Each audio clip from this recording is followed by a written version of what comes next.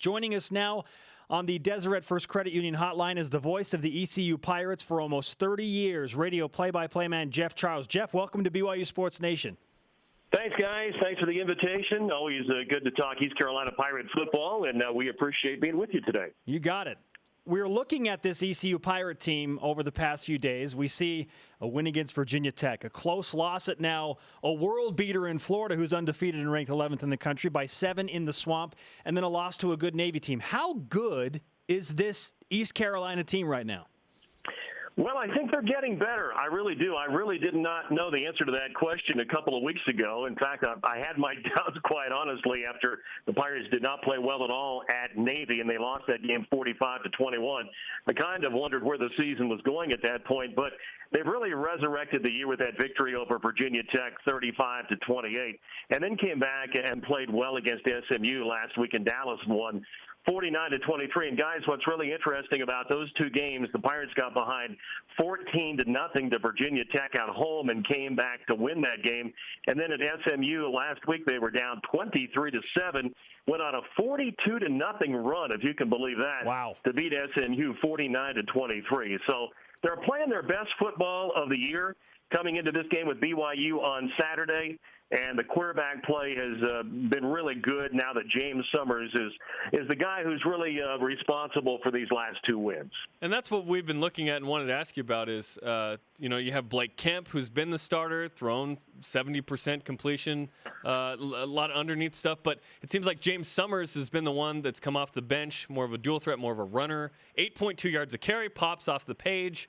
Tell us about the quarterback situation right now and who's going to start Saturday. Well, but don't really know who's going to start. My gut tells me it's going to be James Summers, but he has not started so far. It has been Blake Kemp as the starter. But James Summers is a very talented kid. He comes to East Carolina from Hines Community College in Mississippi. But he's a North Carolina kid from Greensboro Page High School, which in this state is a terrific football power. And he quarterbacked them to a state championship and a 15-0 record. Then he committed to North Carolina coming out of high school and then went to junior college, and the Pirates are kind of getting him on the rebound. East Carolina recruited him very hard out of high school, and now he comes back after 2 years in junior college.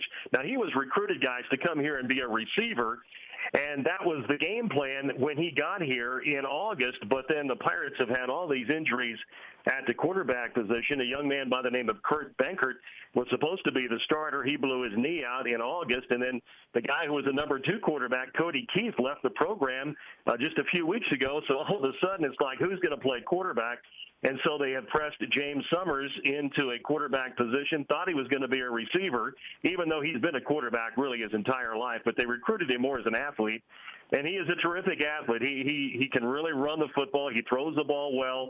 And to be honest with you, he's been a godsend for this football program. He's kind of dropped out of the sky, and he's been the best quarterback that they've had.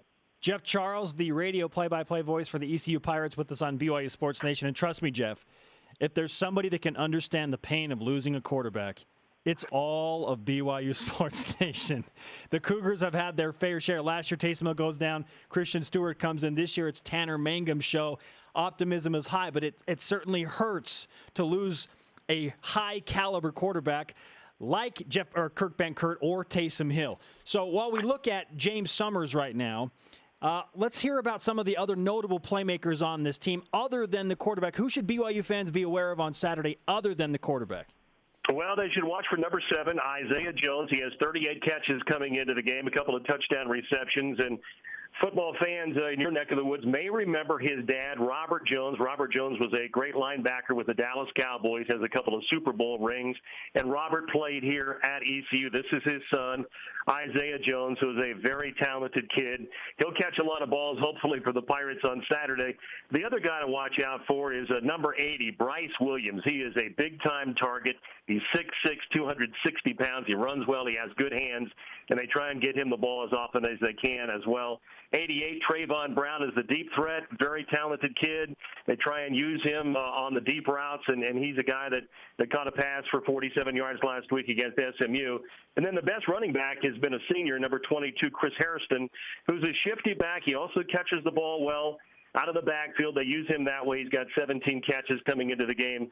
this weekend. So those guys are the playmakers for the Pirates. If the Pirates are going to win the game on Saturday, all those guys have to play well. I want to follow up on James Summers a little bit. Obviously effective as a runner. If he was recruited as a receiver, how good is he as a passer? I see 17 of 22 so far this season, which is good. But how effective of a passer is he? Well, we've not really seen him throw the ball deep that much this year.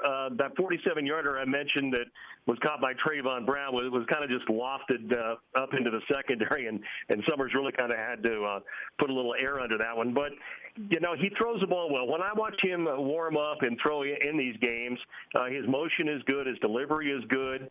But the jury is a little bit out with me as far as can he go out there and, throw the ball 35 or 40 times and win a game for you. I'm not really sure about that yet, although I think that he probably can, but we just haven't seen him do it at this level. His strength has really been running the football, and he's fast and he's big.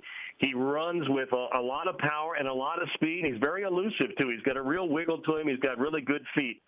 So he right now has impressed, I think, everyone a little bit more with his running, but I do think he's going to be an effective passer.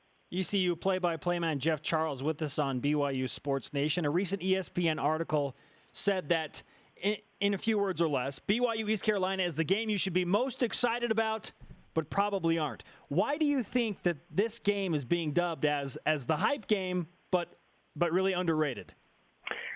Well, maybe it's because the two teams have never played, guys. As you know, this is the first ever series game between these two, so there's really no history there as far as, being a rivalry kind of game. But I'm really excited about going out there, and I think the players are too, and the coaches are too. It's, you go to the same places year in and year out, and you play some of the same teams every year. So this is a little bit of a breath of fresh air to go out to BYU and play against the Cougars. So I know the folks here are fired up about it. The fan base here has talked a lot about it this week at ECU, and I just think it has the makings to be a really terrific football game between a couple of really good football teams. So let's say if it's a great game this year and then coming back to Greenville for the second game next year, maybe people will get a little bit more excited about it on a national basis.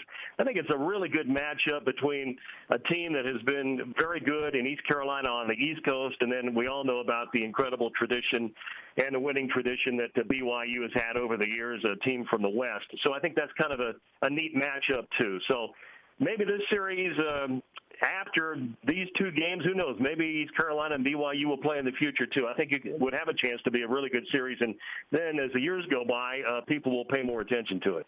To me, it's a really interesting matchup and a sneaky one at that, especially for BYU, given East Carolina has 5 straight wins over ACC teams, challenged Florida, beat Virginia Tech. It's interesting to me. On BYU's side, obviously, Hail Mary is 1.0 and 2.0 the first 2 weeks, challenging UCLA, getting blown out by Michigan, beating UConn. What's the perception in East Carolina Pirate land of BYU?